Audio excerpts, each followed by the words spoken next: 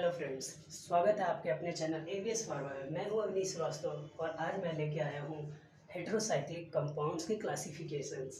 Generally हम लोग heterocyclic compounds को दो बेसिस पे बांट सकते हैं, एक रिंग स्ट्रक्चर के बेसिस पे और दूसरा एरोमेटिसिटी के बेसिस पे।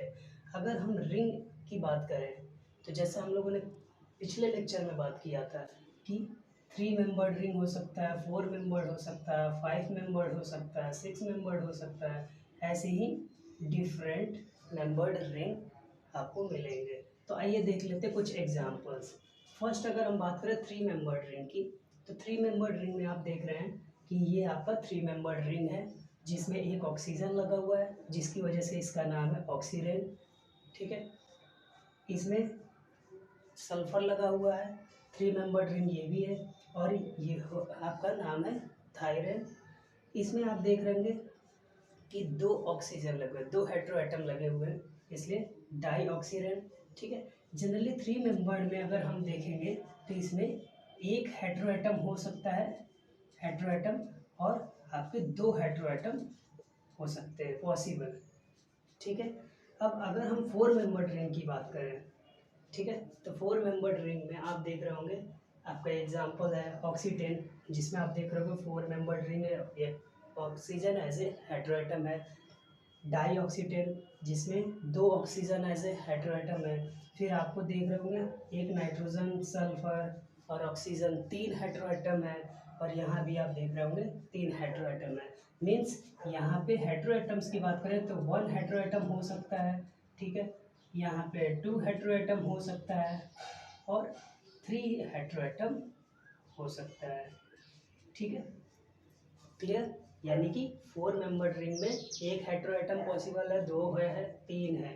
ठीक है, अब 5 मेंबर्ड रिंग को अगर देख लेते तो इसमें भी अगर हम हेटेरोएटम्स की बात करें तो एक हेटेरोएटम पॉसिबल है। ठीक है, 2 हेटेरोएटम पॉसिबल है।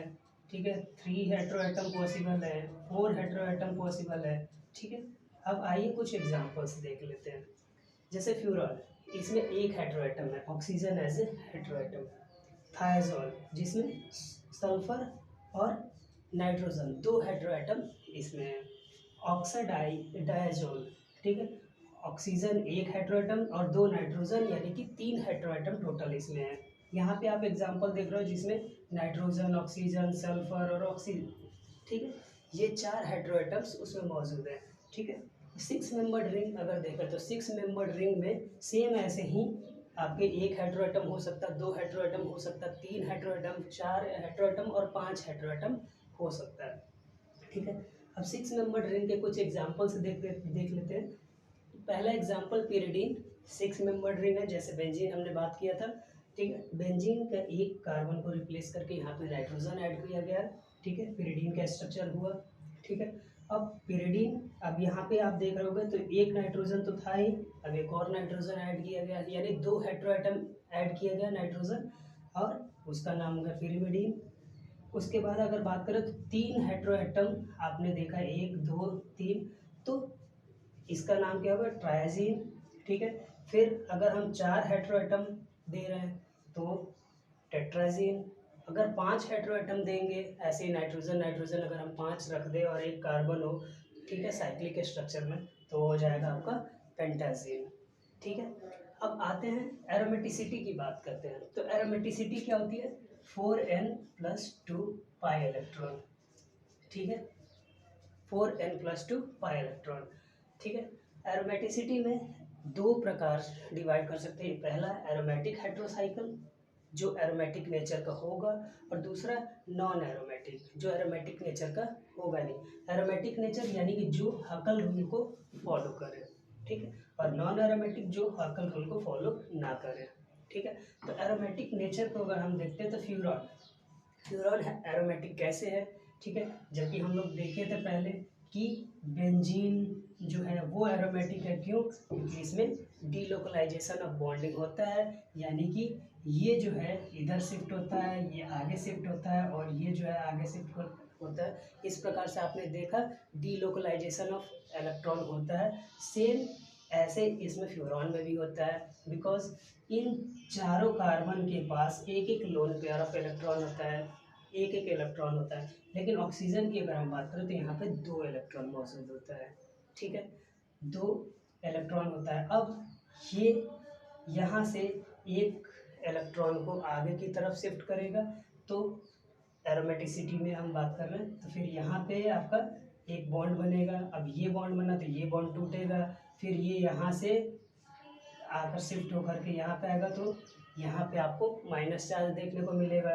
फिर ऐसे ही ये डीलोकलाइजेशन होगा। ठीक है, और इस प्रकार से ये एरोमेटिक नेचर का होता है। फ्यूरॉन हो गया, पायरोल हो गया एरोमेटिक नेचर का। ठीक है, पिरिडीन हो गया 6 मेंबर्ड रिंग एरोमेटिक नेचर का। ठीक है, अब नॉन एरोमेटिक देख लेते हैं। नॉन एरोमेटिक में क्या है आपका, जैसे THF हमने कल बात किया था, टेट्राहाइड्रोफ्यूरॉन। अब यहाँ से फ्यूरॉन के स्ट्रक्चर से जो ये दोनों आपके डबल बॉन्ड दिख रहे थे फ्यूरॉन के स्ट्रक्चर में, या उसको हम यहाँ से रिप्लेस कर देते हैं। अगर हम यहाँ पे बॉन्ड लगा दें तो ये आपका फ्यूरॉन का स्ट्रक्चर है। ठीक है, अगर हम यहाँ से बॉन्ड को हटा करके यहाँ पे हाइड्रोजन ऐड कर दे रहे हैं, ठीक है, वो आपका है टेट्राहाइड्रोफ्यूरॉन की स्ट्रक्चर। अब हम पायरोल का स्ट्रक्चर देख रहे हैं, सेम पायरोल का स्ट्रक्चर है, बस केवल यहाँ से ये जो दोनों बॉन्ड थे उसको हटा दिया गया। ठीक है, और पायरोलिडीन का स्ट्रक्चर बन गया। सेम पिरिडीन जो था उसमें के बॉन्ड तीनों जो डबल बॉन्ड आपको दिख रहे थे वो बॉन्ड्स को हटा दिया गया, और ये हो गया आपका पाइपिरिडीन का स्ट्रक्चर।